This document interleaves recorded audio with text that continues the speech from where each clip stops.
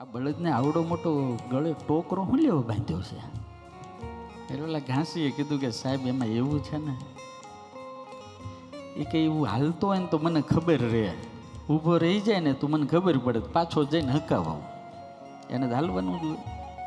કે હો એવું છે કે હાલે એટલે ટોકરો વાગે આમ આમ થાય એટલે મને ખબર પડી જાય. ત્યારે ઓલા વકીલે કીધું પણ એ ઊભો ઊભો આમ આમ કરે તો હાલવાનું બંધ કરી દે ને ઊભો ઊભો આમ આમ કરે તો તમે શું કરો? ત્યારે ઓલે બહુ મસ્ત જવાબ આપ્યો, સાહેબ તમે વकील છો ये नहीं। व्यक्ति को जब मुश्किलें आती है तब भगवान के दरबार में जाता है। तो मेरा अनुभव है, कोई सुनता है कि नहीं सुनता मुझे पता नहीं है, लेकिन श्रद्धा और विश्वास से एक बार हनुमान के दरबार में जाकर प्रार्थना करो, मेरा बजरंगी अवश्य सुनता है। અહીંયા જેટલા બેઠા છો ને બધાને અનુભવ હશે.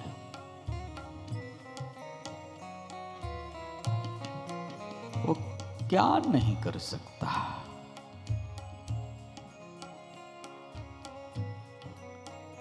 सबसे बड़ा दाता है और सबसे बड़ा वकील है. સાહેબ વિચાર તો હનુમાનજી બધે જ મોટો વકીલ, કોઈ ડિસ્ટ્રિક્ટ કોર્ટના વકીલ હોય, કોઈ હાઈકોર્ટના વકીલ હોય,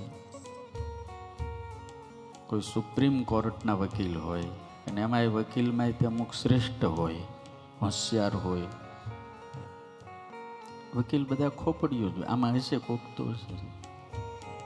થોડોક જૂનો જમાનો ને, એક વકીલ ઓલા ઘાસીનું કામ પડ્યું છે, ઘાસીને ઘીરી ગયા. ઘાસી એટલે ખબર?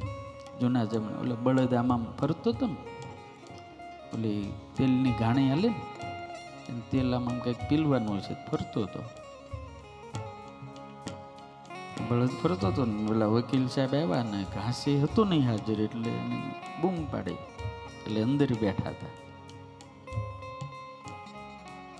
આવ્યા, બધી વાત કરીને પછી કીધું કે આ બળદને આવડો મોટો ગળે ટોકરો શું લેવો બાંધ્યો છે? એટલે ઓલા ઘાસીએ કીધું કે સાહેબ એમાં એવું છે ને, એ કે એવું હાલતો હોય ને તો મને ખબર રહે, ઊભો રહી જાય ને તો મને ખબર પડે, પાછો જઈને હકાવાવું, એને હાલવાનું જોઈએ.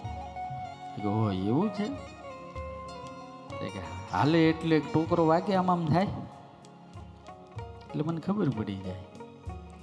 ત્યારે ઓલા વકીલે કીધું પણ એ ઊભો આમ આમ કરે તો હાલવાનું બંધ કરી દે ને ઊભો આમ આમ કરે તો તમે શું કરો?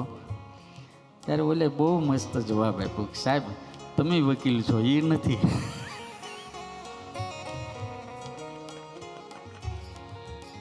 એ ભણ્યો નથી વકીલનું.